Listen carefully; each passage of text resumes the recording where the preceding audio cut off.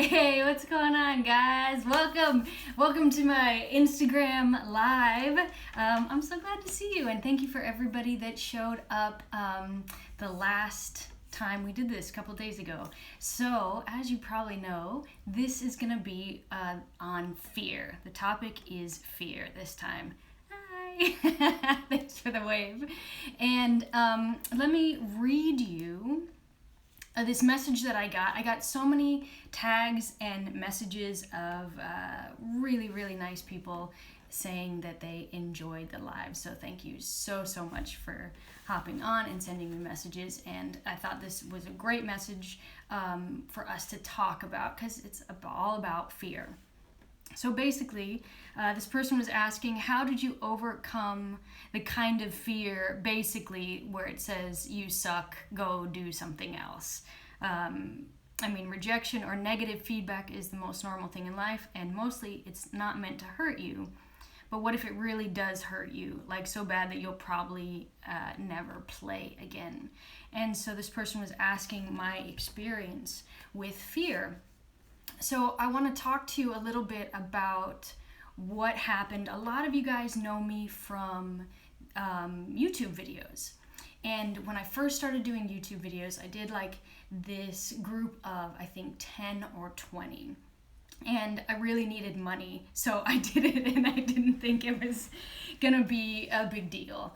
And 3 months down the road, I went and checked the YouTube videos and to see what they had done, and a bunch of them that got really popular over a short amount of time. And I remember I kind of got sick to my stomach when I saw how many people had viewed it, and I remember going through the comments, and the majority of the comments were really good and kind, and they, people were very nice.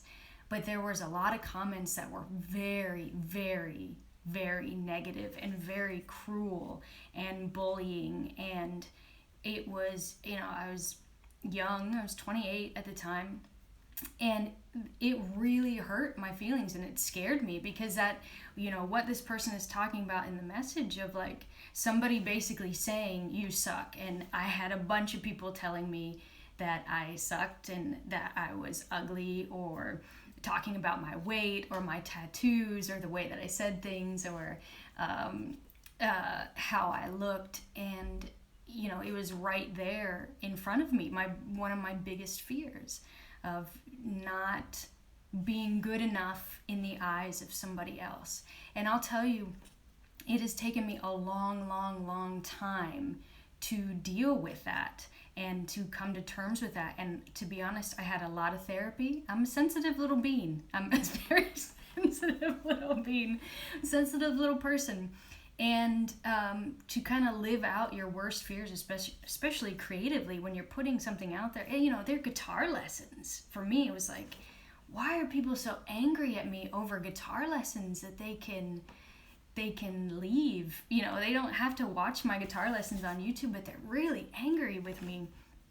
And it took a lot of therapy and a lot of working through this big fear of not being liked, of not being everybody's favorite. And the conclusion is that you cannot be liked by everybody. And that's really difficult when you're talking about fear, because the fear is that you're not going to live up. The fear is that you're going to make mistakes, that you're not going to be perfect. And the thing is, you like sensitive little bean?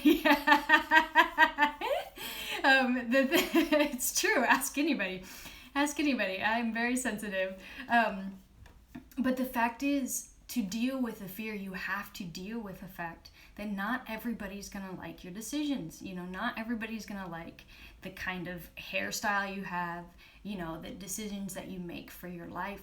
So to rely on this outside source to give you validation for what you do with your life, or the decisions that you make, is only going to lead to suffering. Now, what I would suggest is making a small list of people, or a short list of people that you do trust to give you honest feedback about what you're doing. So you're saying, hey, I'm thinking about doing an open mic night. What do you think? But it has to be with people that are good and kind and honest with you. Because if you throw it out there to YouTube world or Instagram world, or to people that are not safe, even people that you might be close with that are not safe people, it's going to deter you, because they're only going to give you, they're going to feed you back your own fear. So you have to open yourself up to talking about being vulnerable with people that you trust, that will be kind. I think a lot of you know Mary Lee, and Mary Lee always tells me, like, who can hold the baby? You've got this little baby that's afraid, whether you're afraid of telling somebody that you like them, whether you're afraid of putting yourself out there creatively, like whatever it is you're afraid of, you got this little baby that is very afraid. And not everybody can hold the baby. So we have this long joke of like, who can hold the baby? So you decide who can hold the baby when you start talking about your fears, and people that you can trust. I mean, that's the big thing, is make sure that you can trust these people that you can talk to about your fears and your anxiety, but people that are going to push you gently forward, not shove you into it, but gently say, hey, if you do this open mic night, I'll draw this picture, or where you can support each other through your fears. So I think with fear, when you're dealing with it, it's understanding that it's always going to be there. It's always going to be there. Is Malin Ackerman watching me? Malin, where you been? I miss you, babe. Hey! We're talking about fear, Malin. I love Malin. I love Malin so much. That's funny, because I was going to talk about, I miss you too, babe. I was going to talk about that when I was dealing with the videos and how harsh people were. Malin was one of the people that I talked to that really helped me through it and said, like, it's okay. Like, look at the things that people have said about me, and I still am killing the game. And to like watch her, she's such a mentor to me, for how to be strong and independent and just go for it regardless. And she was one of the people that really was like, it's all good. You're doing what you should be doing. Keep going. And so I love Malin. I'm so glad you're here. I lost track because I got all flustered because Malin's here.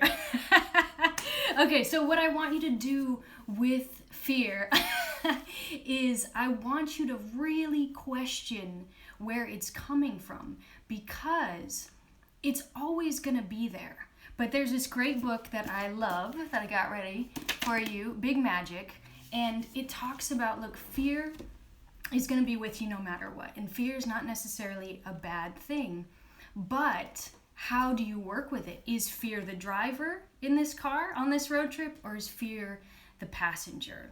And I think it's important to get it to be the passenger. Is if it's always going to be there, There is no eliminating fear. I think that's the thing that I want to be sensitive to, is when you are doing something that you love and doing something that you're passionate about, fear comes with it because it's important to you.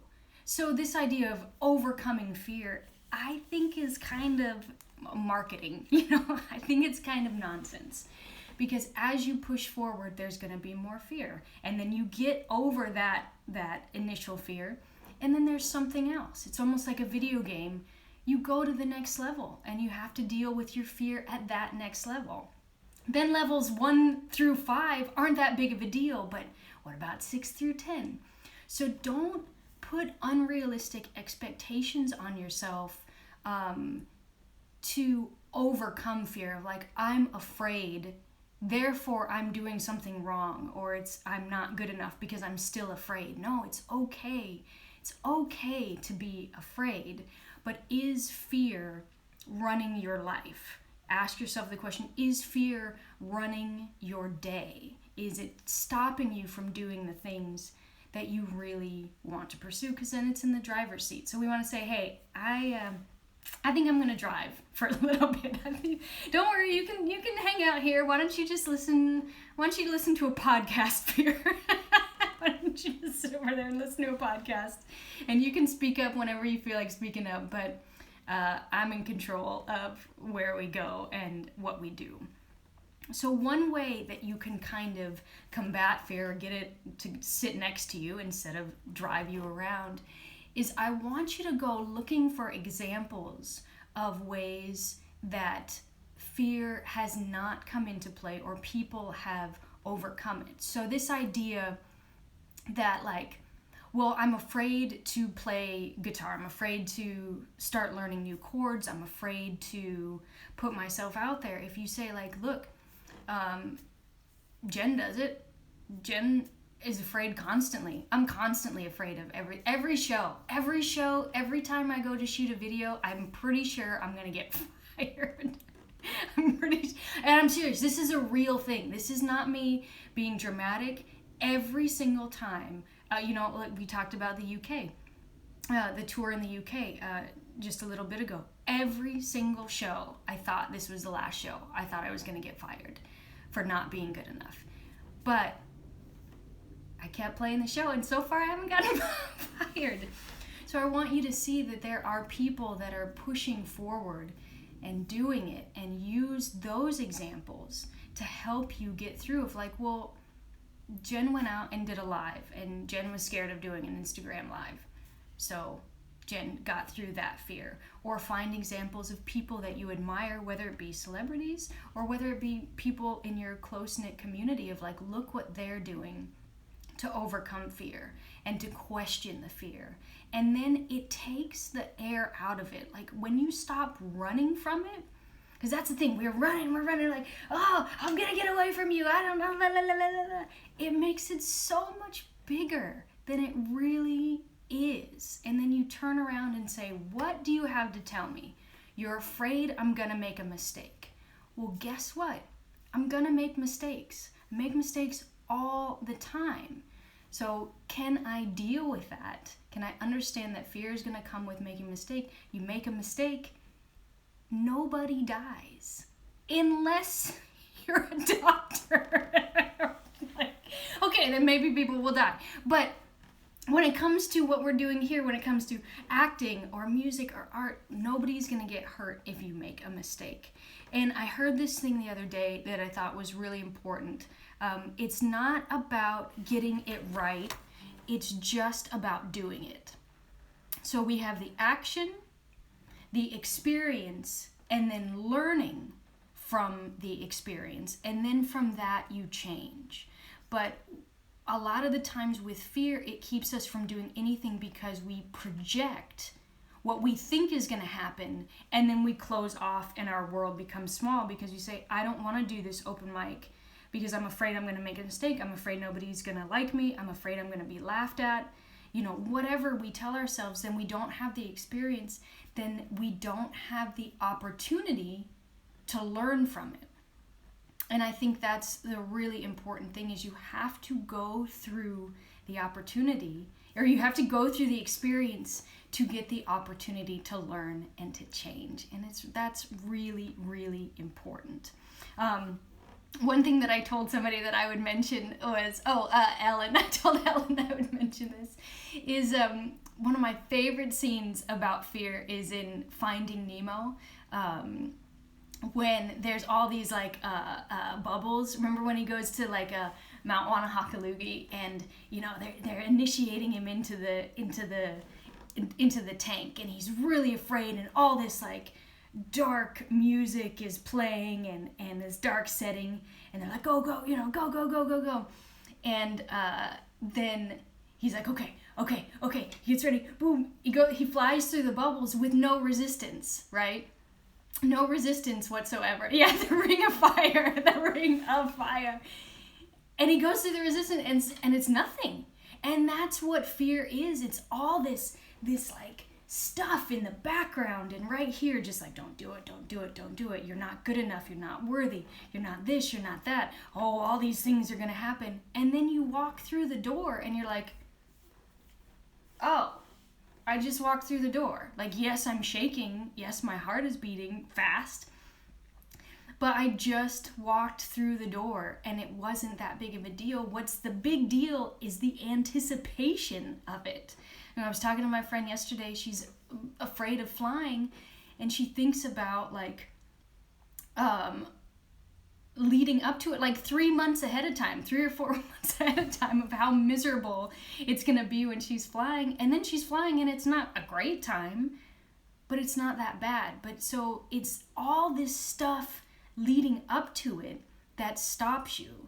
So while you're going through what you're afraid of, I want you to notice the thoughts that come up leading up to it.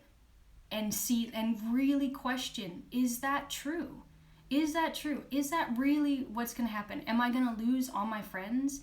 Am I never going to be able to play music again? Am I just a piece of crap that is unworthy? Or is this thing that's feeding me lies? Because honestly, that's what fear is. And I'm not talking about the fear of, hey, I shouldn't walk down this dark alley in the middle of the night. That's healthy fear. That's okay. I shouldn't get this tattoo from this guy that works out of his van. Like, I'm afraid of that.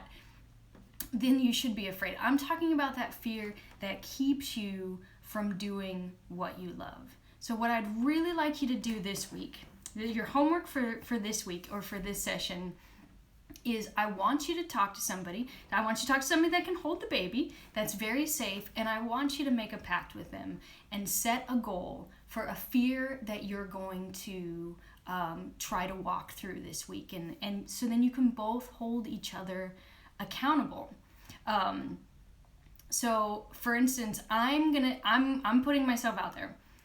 I don't like to sing. I really, really don't like to sing, and I like doing harmonies even less because it makes me feel very vulnerable, and I'm not very good at it. So here is what I am making a pact with all of you right now. I feel a little sick to my stomach. It felt so good in my head. It felt so good in my head when I was thinking about this the other day, and now that I'm owning to it, I don't want to do it. But I'm going to do it because it's fear. Because it's fear that you guys won't like me. It's fear that I'm not going to do it right. Here's what I'm going to do. I'm going to make Mary Lee sing with me. And I'm either going to have her on live or I'm going to post on Instagram of us singing a little part of a song. I'm not committing to a whole song. Yes, I can't. My heart won't let me. But I am going to commit to you guys, making a pact with you guys, that you will see in this next week, I'm going to sing harmonies with somebody. Hopefully Mary Lee. She doesn't know that she's going to be in on this yet. Don't tell her. Don't tell her. We're going to surprise her. But that's the pact I'm making with you guys. Now, I want you guys to make a pact either with me or with somebody else, somebody that you trust. I really do recommend somebody that you trust that will hold you accountable what you're going to do this week that scares you.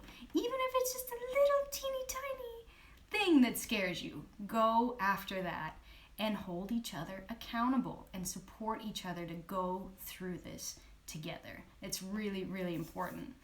Thought I was going to say something else about it. But definitely, I got so many messages and tags from people last week showing me that they were learning a language, that they were doing some writing. So when you accomplish your fear, when you go through the ring of fire, the bubbles in the ring of fire, tag me in it, send me a message, let me know what you guys are doing, if it's helping, if it's not helping, or what comes up. Because what might happen is you might not be able to get through the fear this week. And I want to let you know that that's okay. It is okay for you to go, I am too scared right now to do this. It's okay. You can be too scared, but still take the time to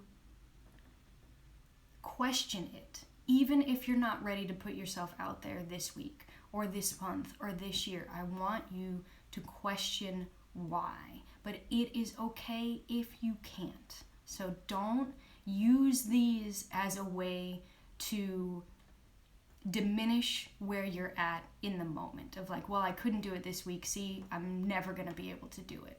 It's important that you're very kind to yourself and gentle with yourself through this process because it's scary. It's really, really scary to be vulnerable.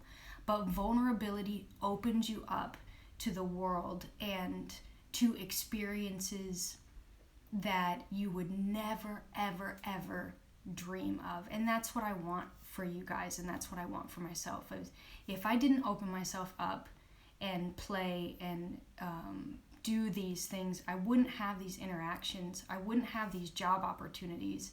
I wouldn't be working for Fender. I wouldn't be working with Adore. I wouldn't have the great friendships that I do because I put myself out there, and it's scary. And there were times that I couldn't do it, and that was okay. So I want you to know that what gets opened up when you go through the ring of fire is such a beautiful world that